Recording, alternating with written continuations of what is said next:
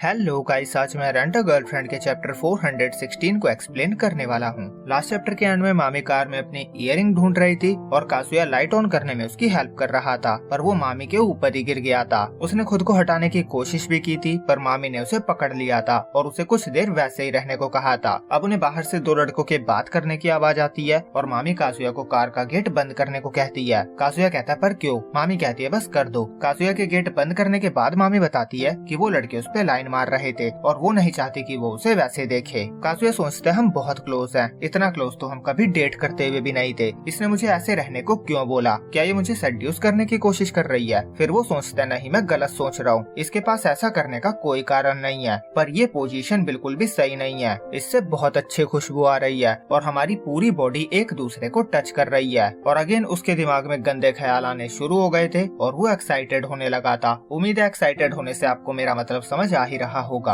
और मामी उसके गर्दन में हाथ डालकर उसे पकड़ लेती है। कासुया कहता है ये तुम क्या कर रही हो? मामी कहती है कार के अंदर ये कितना इरोटिक है ना, ये बिल्कुल प्राइवेट रूम जैसा है, बिल्कुल शांत। क्या ऐसे में कपल एक दूसरे को किस करते हैं? ये सुनकर कासुया को मिजुहारा वाला किस याद आ जाता है। वो सोचता है पर हम इस बारे में बात क्यों कर रहे हैं? ये ऐसी बातें मेरे इतने क्लोज होकर क्यों कर रही है? ये पक्का मुझे सेड्यूस करने की कोशिश कर रही है। और वो मामी को कुछ भी करने से मना कर देता है। वो कहता है वो मिजुहारा से प्यार करता है। मामी कहती है पहले मैं तुम दोनों को अलग करना चाहती थी। जब मैं तुम्हें तुम्हारी क्यूट गर्लफ्रेंड के साथ देखती थी मुझे गुस्सा आता था, और जब मुझे पता चला कि वो रेंटल गर्लफ्रेंड है तब तो मुझे और भी गुस्सा आया। पर उसने हवेंस में कुछ ऐसा कहा जिसने मुझे सोचने पे मजबूर कर दिया। आपको याद ही होगा हवाई ट्रिप पे मामी ने कितना बड़ा बखेड़ा खड़ा कर दिया था, जिसे सॉर्ट करने के लिए मिजुहारा और कासुया ने 2 बार किस की थी। पर उसके बाद भी मामी रुकी नहीं थी और उसकी इसी हरकतों की वजह से मिजुहारा ने कहा था कि वो जरूर कासुया के लिए कुछ न कुछ फील करती है, नहीं तो वो इस हद तक नहीं जाती। और अब मामी कासुया से पूछती है उसे क्या लगता है, क्या वो अभी भी उसे लाइक करती है?